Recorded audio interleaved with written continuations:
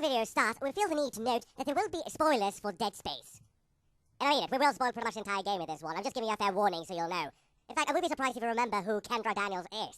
I mean, even if you are a fan of Dead Space, I think you're not going to remember her, but we'll get to that when it comes to the video. Until then, this is the spoiler alert, so be prepared to throw out the computer through the window. According to a few sources, or more specifically the wiki page, when Dead Space was created, the developers analysed a wide variety of horror films in order to find inspiration for the in-game scares. Whether or not they managed to succeed in making a good horror game is an entirely different video to talk about, but what is relevant is that apparently the developers probably went with the movies where the only point the characters serve is when they are being served as part of the main buffet. While you are pondering what movies I could be referring to, I will take the next moments to focus upon our side character in Dead Space, the computer specialist, Kendra Daniels.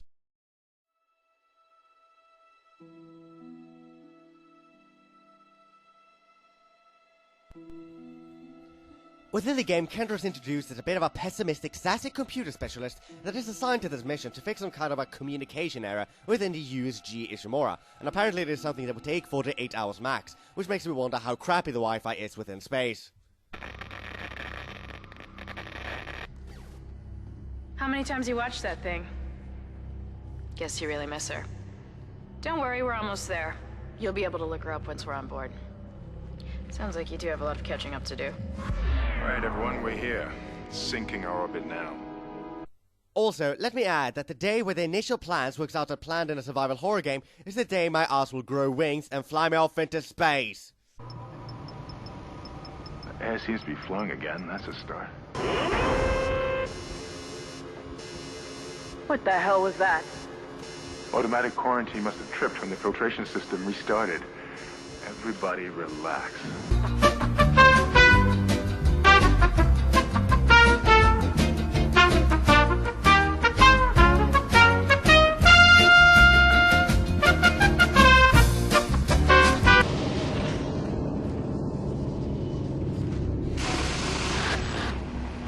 Isaac! God, I can't believe you made it. And after retrieving something technological shit or whatever, Isaac is implored by Hammond and Kendra to get back to the shuttle they came with. The results, however, were less than satisfactory.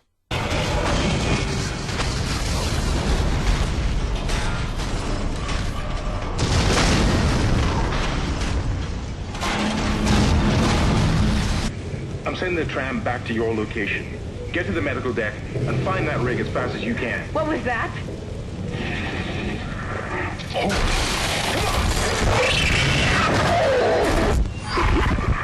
Don't worry though, Kendra lives.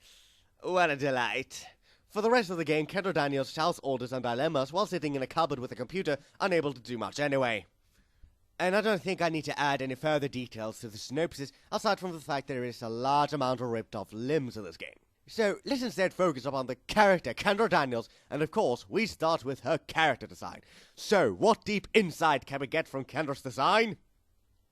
She wears a jacket that she takes off at some point in the game. Okay, so let's ignore the character design and instead focus on the most important aspect of any character, is personality and motives. And she's sassy and pessimistic as well as pretty frustrated when things are going wrong. You might be wondering why I'm analysing this character, and quite frankly, so am I.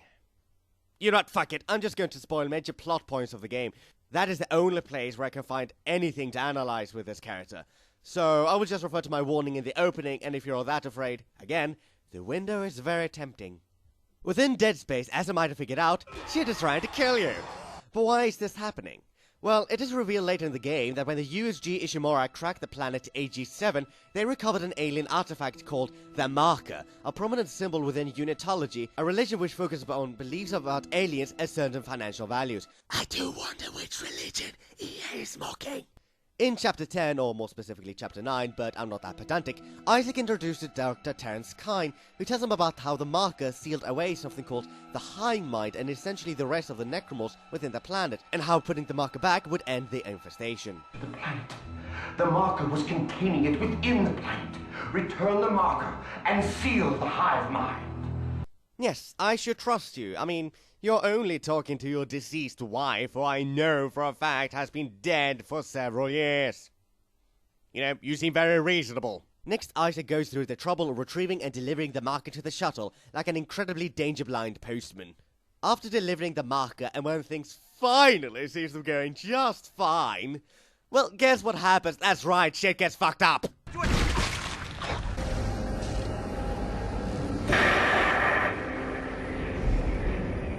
Sorry, Isaac. It turns out that Kendra was an undercover agent working for the government, sent to recover the red marker, which was apparently engineered by the government in order to reverse the original black marker discovered on Earth, meaning that she was probably fully aware of the whole marker business from the very beginning. Oh, lovely, this pointless character finally has a point. Oh, great. What follows is a race against Kendra to make sure that the marker is sent safely back to AG7 in order to stop the High Mind, and actually seems that Isaac succeeds. For about 20 seconds. You really didn't think I was just gonna walk away, did you? I can't do that. Marker's coming with me. Oh well, she will die soon anyway.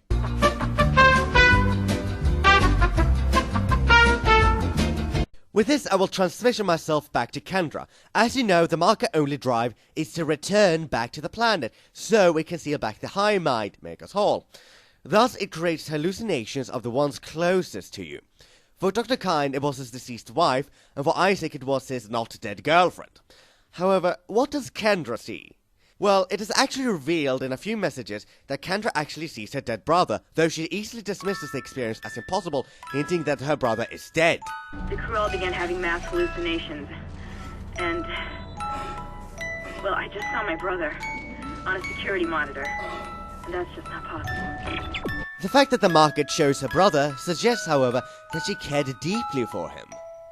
If one assumes that her brother is dead, one can postulate that perhaps her brother's death caused her to become an agent for the government. Perhaps her brother's death was never justified, which could explain why Kendra joined some kind of secret government agency, suiting a perhaps developing opportunistic and highly adaptable personality that might exist within a personality who is perhaps starting to view Machiavellian strategies as the optimal solutions. Though, let's be honest here, since this backstory is 100% hypothetical, it is clear that I'm grasping at straws, and that is because there are so few straws in this haystack that I can see the needle itself. A hypothetical backstory can only add to the character if the character itself is interesting and complete to begin with. The reveal that there was a traitor in the group comes at the same time as Kendra reveals herself as the traitor, and it could be an amazing impact if only she had been interesting as a character. There are only 6 things with her that I can say are because of her character: tendencies of deceptions, her relationship with her brother, ruthlessness, skills of adaptation, and opportunistic tendencies, as well as an attraction for Isaac. It's a shame. I was starting to like you. Yeah, that is also pulled out of nowhere. There is no point in giving her a diagnosis because while she might match some criteria for psychopathy, the only diagnosis I can give her is stereotypical undercover agent, because all of her traits are cliché. Let me ask, what did her betrayal add? How was it central to the plot? It wasn't. It was just a waste of time, and the whole cliché of "I planned it all along" just makes it seem that the writers did not put proper thought into her character to begin with.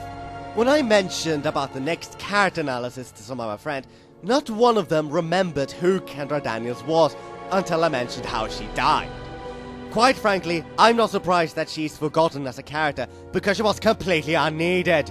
Her role as a traitor is unnecessary and just acts as another minor, annoying obstacle in the game. Case in point, Kendra is a good example of how to make an exceptionally bland and boring villain that no one really was that amazed by or even cared about to begin with. I will not lose any sleep over her death, and I have a feeling you won't either.